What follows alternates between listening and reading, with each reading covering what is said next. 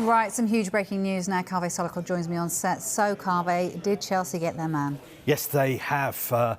It has been officially confirmed now. We told you about this at 10 o'clock. Benfica are confirming it on their website.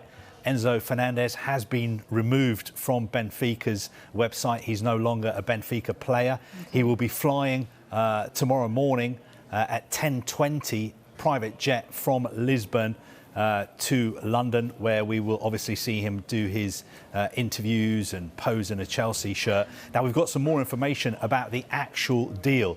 There was a lot of talk about whether Chelsea would pay more than the release clause or less than the release clause. They are actually paying 121 million euros. Okay. We thought the release clause was 120 million euros. It's actually 121 million euros, which is what Chelsea are paying, which is just under 107 million pounds. So it is a British record transfer, more than Manchester City paid Aston Villa for Jack Grealish. They will also be paying it in instalments. We've been talking about instalments for weeks and weeks now. They are going to be paying in 6 instalments, and the first instalment is £30 million. The player also, wait for this, will be signing a contract until the summer of 2031. Yeah. So that is 8.5-year deal, is that right? That is an 8.5-year deal, which means that because of this loophole, Chelsea can spread the cost of his transfer over 8.5 years. And we're also being told that the negotiations were led by the Chelsea co-owner Behdad Ekbali from London. The talks lasted for about 12 hours today, and Chelsea were absolutely focused on getting Enzo Fernandez. The player himself wants to become a Chelsea player, so much so that he's agreed to sign a contract until the summer of 2031. Let's not forget, this is a player, he was the young player of the World Cup in Qatar, fantastic young player. But a matter of 6-7 months ago, he was playing in Argentina for River Plate. River Plate sold him to Benfica for around £10 million.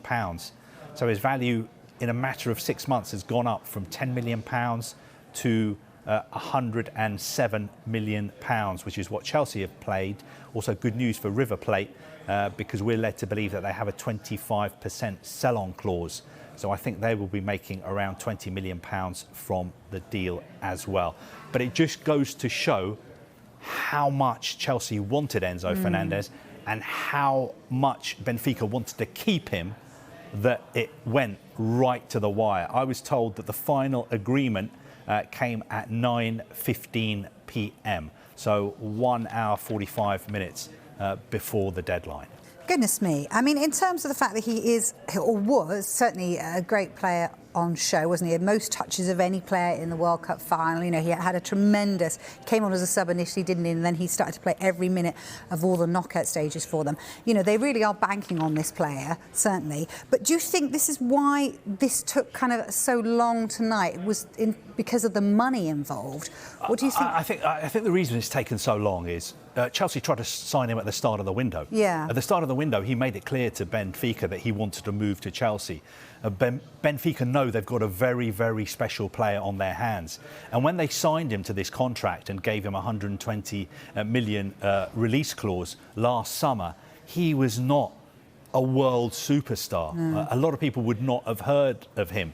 So once he went to the World Cup, once he became the young player of that tournament, Benfica knew that they had an absolute superstar on their hands, and they did not want to lose him. And they didn't want to lose him in this window because they knew that the longer they keep hold of him, the more likely it was that clubs like Real Madrid would try to sign him. PSG would try to sign him as well, which is why it was so clever of Chelsea to try and do this deal in this window.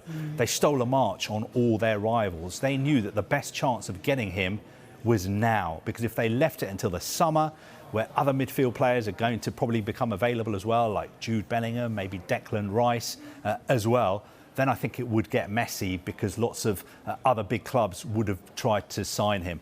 So it just depends. Is the real Enzo Fernandez the player we saw at the World Cup? The way he played for Argentina, can he carry on playing in that way for Chelsea as well?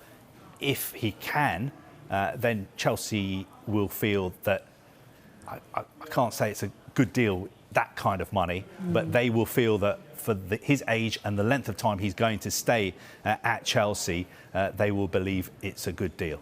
Yeah, goodness me. He's got some proving to do, hasn't he, with that price tag? Thank you, Carve.